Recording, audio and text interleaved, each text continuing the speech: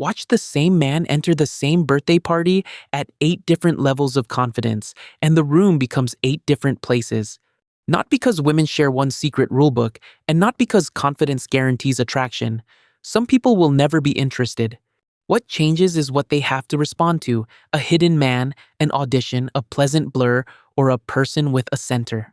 You will see it through Maya, the host, Lena, who enjoys disagreement, Nora, whom you genuinely like, and Talia, who notices quietly. Their reactions will not always match. Comfort is not attraction, attention is not respect, and rejection is not humiliation. The real climb is simpler. Each level removes one more reason to abandon yourself when another person enters the room. At Invisible, you arrive 12 minutes late and spend another minute outside pretending to answer a message. Maya opens the door, hugs you, and turns to greet someone else. You treat that ordinary moment like permission to disappear. You choose the chair nearest the exit, hold your drink with both hands, and watch the group instead of joining it. Nora glances over once. Your eyes drop so quickly that she reasonably assumes you want privacy and returns to her conversation. Talia passes with an empty plate and asks whether the seat beside you is free. You say yes without looking up. She sits somewhere else. That is not rejection. You communicated that contact would be work, and she respected the signal. The danger begins when you convert missing information into a verdict. They ignored me, therefore I am unwanted. But nobody has met you yet. They have met crossed arms, lowered eyes, short answers, and a chair positioned for escape. Leaving this level starts physically. Put away the phone, turn the chair, and let your face be available. You do not need a perfect opening. Ask Maya who made the cake, or tell Talia the seat is genuinely hers. The first improvement is not attraction, it is participation. People begin including you because you have stopped hiding the handle. At this level, being seen for 30 seconds is the victory.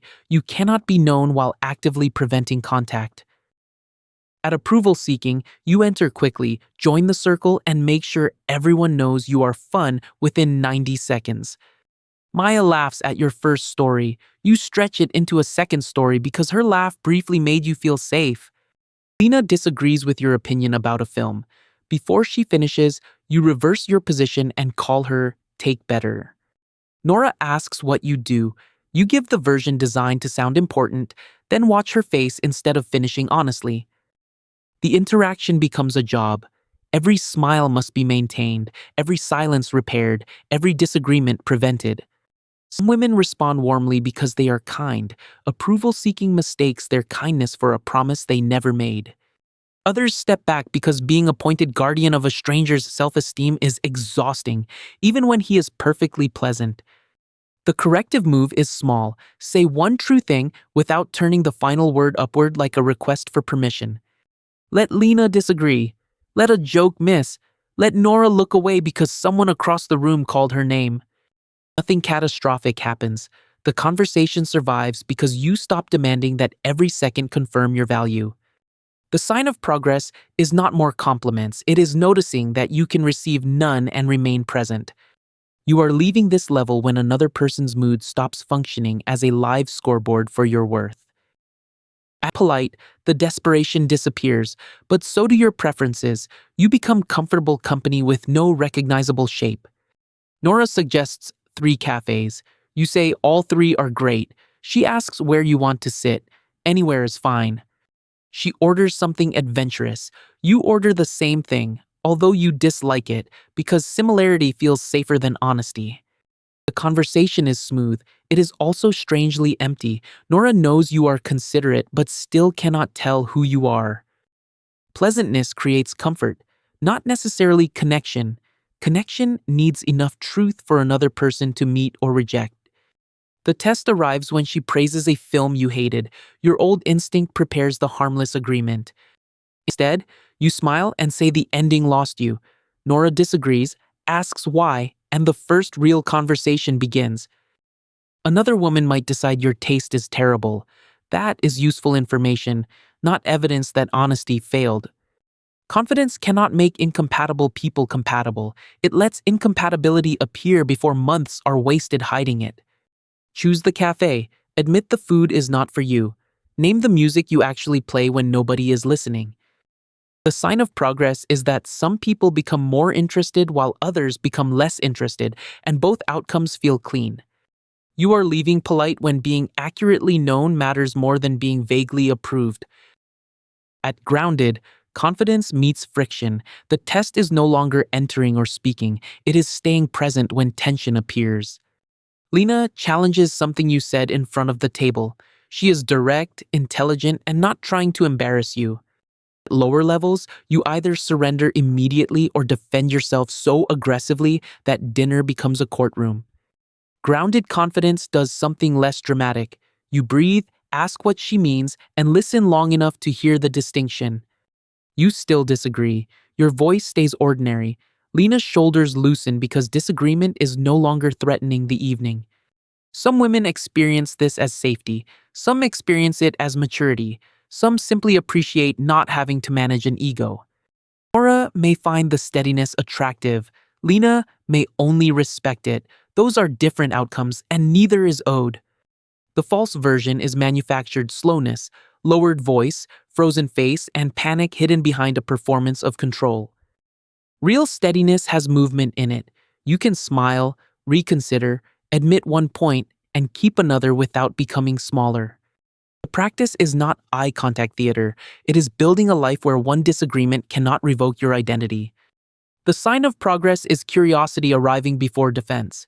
You want to understand the challenge before defeating it. You are leaving grounded when tension can pass through the room without recruiting your entire nervous system. Selective, confidence stops being a posture and becomes a decision about what treatment you will remain available for. A woman asks you a question, interrupts the answer, checks over your shoulder, and returns only when her preferred conversation disappears. Invisible confidence tolerates it. Approval-seeking works harder. Polite confidence pretends not to notice. Selective confidence notices without resentment. You finish your sentence, smile, and say you are going to rejoin your friends.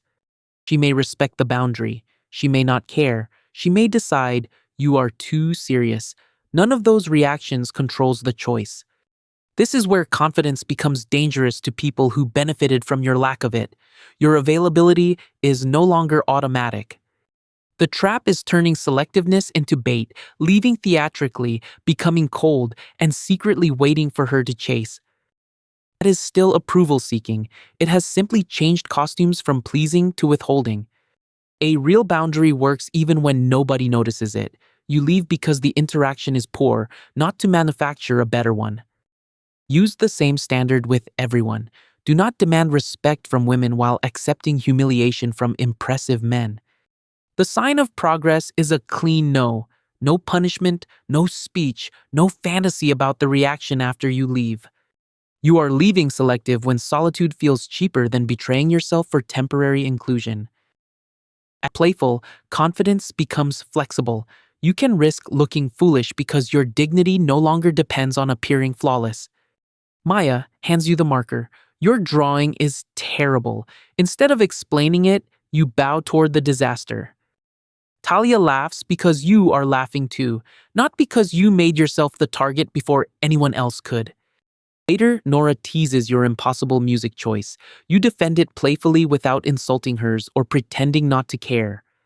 Warm play creates a small shared world.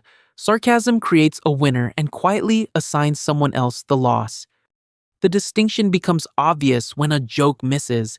Secure playfulness apologizes quickly instead of defending the intention for 10 minutes.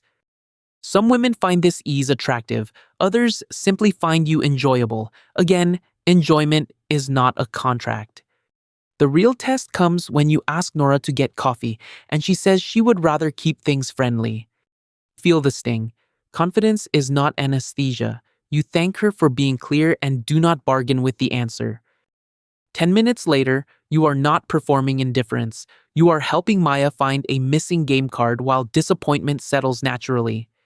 Nora notices that her no did not become punishment, persuasion, or a cold atmosphere she now has to repair. You are leaving Playful when rejection can hurt without turning either person into a villain. Magnetic, Confidence stops asking what the room can give you and starts improving the room you entered. You remember Talia's new job, introduce Lena to someone who shares her strange hobby, and carry glasses back to the kitchen.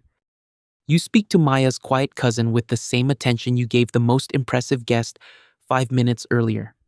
People begin turning toward you because interactions become easier around you, not because you demand the center. Talia initiates a conversation this time. That may be attraction, friendship, curiosity, or simply trust built across several meetings. Magnetic confidence does not rush to label the response. It stays curious long enough for the actual relationship to appear. The trap is becoming addicted to your social effect, monitoring who turned, who laughed, and who followed after you left. That turns generosity into a performance and people into mirrors. The old approval hunger returns wearing expensive clothes. Stay interested in outcomes beyond yourself. Did the new guest feel included? Did the joke make the table warmer? Women often notice how you treat people from whom you want nothing, so do men, children, servers, and everyone else. The sign of progress is leaving a gathering satisfied even when nobody important praised you afterward. You are leaving magnetic when attention becomes a side effect of presence rather than the evidence that presence worked. Unstoppable, the final test is not receiving attention. It is staying honest, warm, and intact when attention does not become love. After several good conversations, you ask Talia whether she wants to go on a real date. She takes a moment before answering. She says she likes you, but not in that way. Confidence has not changed her answer because her answer belongs to her. You are disappointed. You do not pretend otherwise. You also do not ask her to defend a feeling she did not choose. You thank her for telling you directly and take a little space because staying close immediately would not be honest. That boundary is not punishment. It protects the friendship from resentment and protects you from performing emotional invulnerability. Weeks later, you return to Maya's birthday gathering. Talia is there. The room does not become a referendum. You greet her warmly, then continue toward Lena, who is already preparing to disagree with something you said. Nora arrives with someone she is dating. You feel a brief ache, introduce yourself, and remain a normal human being. Unstoppable does not mean nothing reaches you. It means no feeling gets authority to make you betray your values. Some women now trust you more. Some feel attraction. Some remain uninterested. One may dislike your confidence entirely. You can survive all four responses because confidence was never the power to control them. It was the refusal to abandon yourself. So, what changed across the 8 levels? At first, women had almost no person to respond to because fear kept hiding him. Then, they met an audition, a demand for reassurance, and a pleasant version polished until every human edge disappeared. Grounded confidence made disagreement safe. Selective confidence made your standards credible.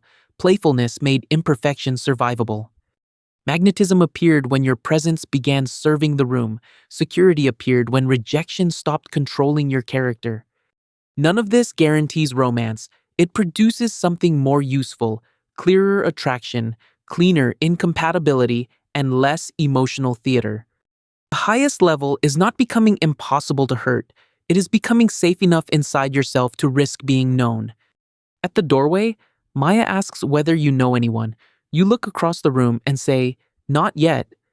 Then you walk in, not because the room has promised to choose you, but because you have stopped requiring permission to exist inside it.